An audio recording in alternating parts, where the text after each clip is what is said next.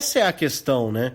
É a questão dessas pessoas ultrapassarem os limites. Então, pode se ultrapassar todos os limites. Então, né? Essas pessoas elas podem fazer o que elas bem entendem para colocar em prática a ideia delas. Então, não existe nenhum limite. Por isso que eu sempre falo, eu queria não amar o Lula para defender o Lula livre, igual como o Léo defende, entendeu? Porque eu sou uma pessoa que sempre simpatizei de alguma forma e sempre defendo bons legados do governo petista, mas sem indicar também coisas ruins.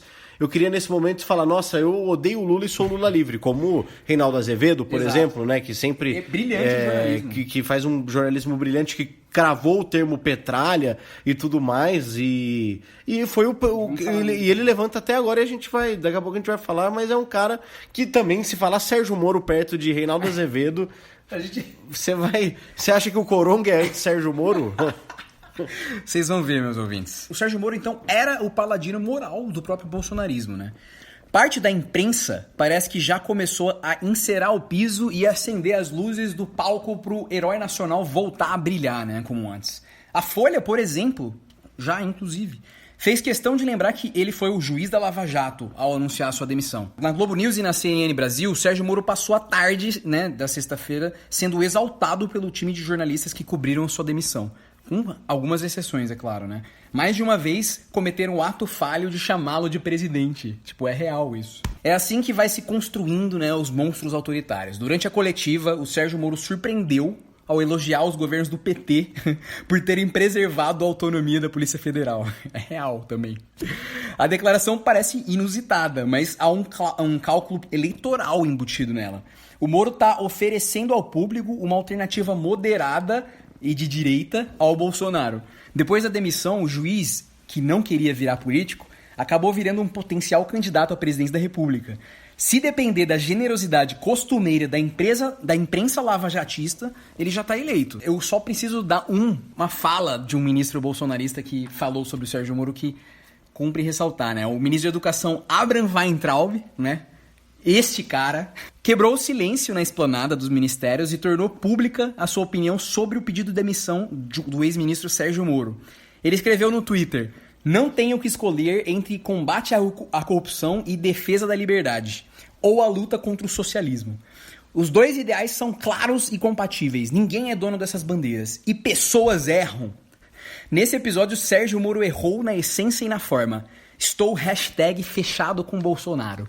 É importante que todo mundo saiba que esse é o olavismo estrutural e político, né? São as pessoas que fazem esse tipo de discurso e ainda vão se apegar de uma forma suicida até, né? Ao bolsonarismo, como Carla Zambelli. E o próprio Bolsonaro nessa coletiva não, né? Pronunciamento histórico pro lado negativo, um dos ministros que ele cita nominalmente é o Weintraub também, né? Como que mais apanha, e mostrando que ele claramente tem um orgulho, né, por todas as coisas que o Weintraub faz, que são, acho que, com relação aos ministros do Bolsonaro, é o que mais choca, né? É o ministro que eu mais fico chocado, e ele tá sempre me deixando mais chocado ainda, né? Piadas com sogra e coronavírus, essa questão de ter mexido com a China, entre outras coisas. Só antes, né, como você falou desse negócio do Moro elogiar os governos petistas da liberdade da Polícia Federal, né? Vale ressaltar a minha admiração por uma figura que desde a época do PT eu admirava, que é José Eduardo Cardoso, que era exatamente o ministro da Justiça de Dilma Rousseff. O que esse cara apanhou da direita e o que ele apanhou da esquerda, inclusive de Lula, há pouco tempo atrás, há minutos atrás, elogiado por mim neste podcast, por ser um cara que não segurava a onda. Porque, então o Lula podia e o Bolsonaro não. Não podia. E aí, que homem forte, né? Que figura firme a figura do Cardoso, inclusive ex-marido de Manuela Dávila. Pouca gente sabe, né? Fazendo um ok aqui, mas figuras dignas, né? Poxa, bacana. Eu sempre achei ele digníssimo. E sendo acusado de aparelhar PF, sucatear, essas coisas, né, que falavam tanto do governo PT. O que esse homem apanhou e realmente deu liberdade para a Polícia Federal é impressionante. E agora vem Sérgio Moro falar. Esse é um cara, e você vê, diferente de Sérgio Moro, o bastião da justiça, o verdadeiro bastião da justiça não tira proveito político disso. Onde está José Eduardo Cardoso hoje, Léo Palhano? Ele é o quê? Ele é governador de qual estado? Ele é postulante a presidente? Ele é deputado? Pois é, grandes figuras, e não teria problema nenhum caso fosse. Mas vejam só a questão de imagem, o quanto esse cara foi importante pro país de realmente, né, como deixou... E outra coisa também, né, liberdade à Polícia Federal, e que tem que ter realmente, não quer dizer que a Polícia Federal nas suas ações não vai errar, tá, gente? Porque existiu sim exagero, existiu sim espetáculo por parte de algumas operações da Polícia Federal, né? O que a gente viu, por exemplo, com o Lula, né? E vai parecer que eu tô falando, mas... Então tá bom, vou citar uma outra operação aqui que não tem a ver. A Operação Carne Fraca, por exemplo. A Operação Carne Fraca. Foi criado um espetáculo em cima disso. Foi importante? Foi. Mas muita coisa foi feita com um viés político e ideológico também, a Operação Carne Fraca. Então, só pra não ficar no Lula, mas assim, então eu já vi gente falando, já que o governo PT deu liberdade, então vocês concordam que a PF agiu certo. Não, ter liberdade não quer dizer que você vai sempre agir certo, e você vai ser julgado por essas coisas, pela opinião pública, por cidadão, né, por pessoas conscientes, enfim, né, que fique bem claro. Então uma coisa é você dar liberdade, autonomia, outra coisa é essas pessoas não estarem propensas ao erro. E na coletiva do Moro, ele acusou o Bolsonaro, mas também fez uma confissão involuntária de crimes, né? Como nos trouxe Reinaldo Azevedo no seu blog da UOL, que deixou claro, não é da coisa de sexta-feira, não ficar triste pela saída de Sérgio Moro, não, né? O Procurador-Geral da República, Augusto Aras, pediu ao Supremo a abertura de inquérito para apurar os possíveis crimes apontados no pronunciamento do ex-ministro Sérgio Moro. Então, Aras está agindo rápido agora, né? Mas é importante prestar bastante atenção à petição do Aras na íntegra. Uma curiosidade, o Aras emprega uma palavra que não existe e erra parágrafo de artigo de uma lei. Que não deveria acontecer, né? Mas a gente está falando de pessoas vinculadas ao Brasil de Bolsonaro, né? O olavismo. A palavra que não existe é apuratório. E é claro que dá para imaginar o que é. Nada que apuração, né? Que tem uma notação na língua desde sei lá quando, no português, do século XV... enfim, o Procurador-Geral decide ir de apuratório e que lembra uma daquelas derivações a que recorria o Odorico Paraguaçu, né, da novela O Bem Amado, quando vestia o seu paletó para falar de um modo sofisticado, né, assim, uma palavra que não existe, só aquele tom... Vamos botar de lado os Ora Veja e os Vir Santíssime e vamos direto pro negócio seguinte. Isso está acontecendo no Brasil com o cargo mais importante do Ministério Público, né? É bom notar que o Aras está pedindo que se apure se há indício de crime nas acusações que o Moro faz contra Bolsonaro, mas igualmente pede que a conduta do ex-ministro seja submetida a escrutínio, né? A gente vai comentar aqui rapidão os eventuais crimes que podem ter sido cometidos segundo o Procurador-Geral da República e os seus respectivos artigos no Código Penal. Então, começando pelos do Bolsonaro, né? Falsidade ideológica, que é o artigo 299, que refere-se à assinatura do ministro naquele ato que ele diz que ignorava, né? A demissão do Maurício Valeixo, já explicamos aqui. Uma coação no curso do processo, o artigo 344.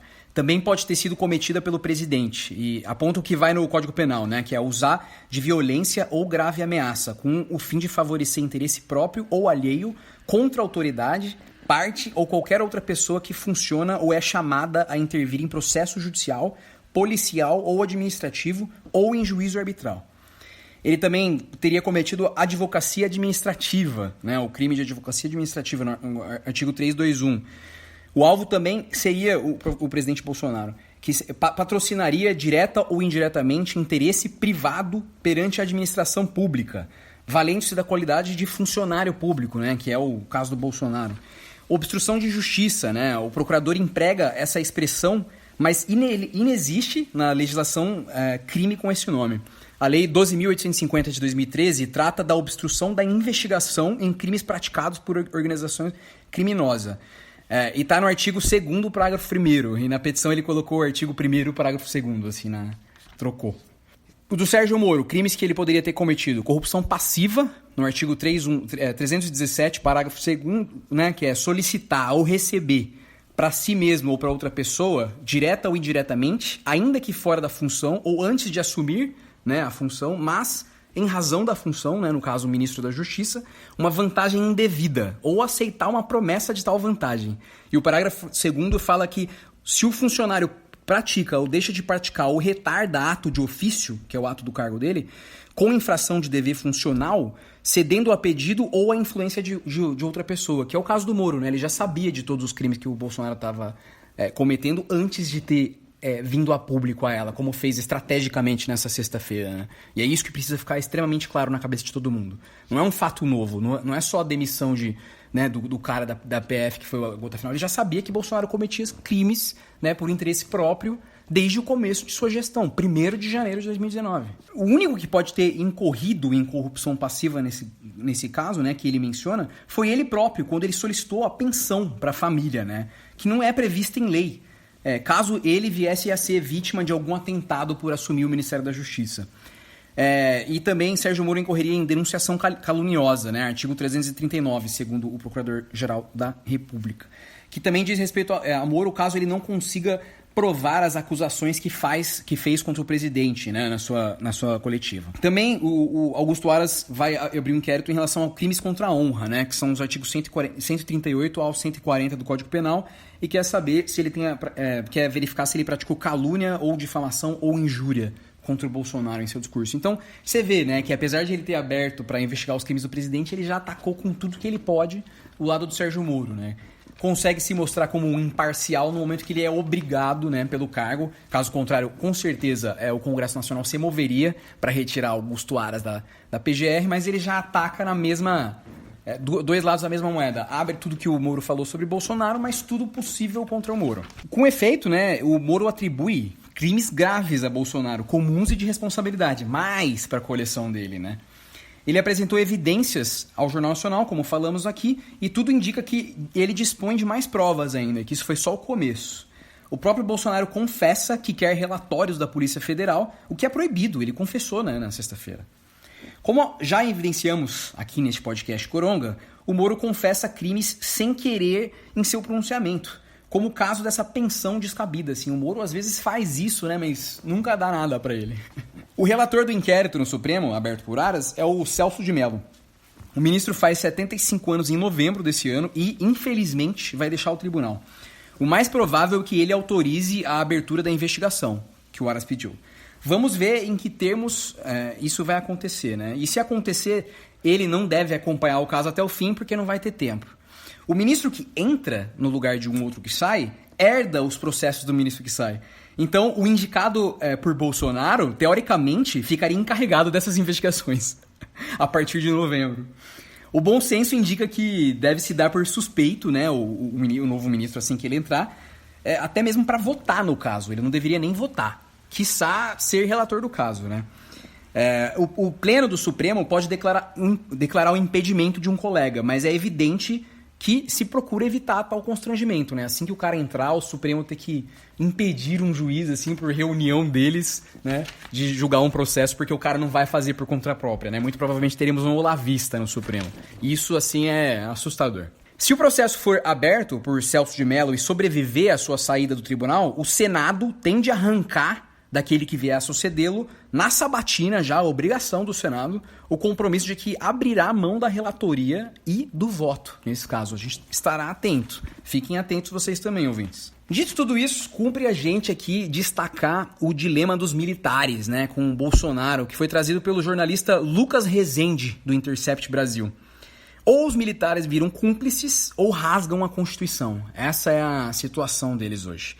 As Forças Armadas enfrentam um dilema que talvez seja o maior da sua história. Se eles continuarem apoiando o governo Bolsonaro, desequilibram ainda mais o pilar democrático das relações civis-militares e caem em descrédito por se tornarem cúmplices de uma presidência claramente maliciosa, né? Que está levando o país rumo a um caos sem precedentes.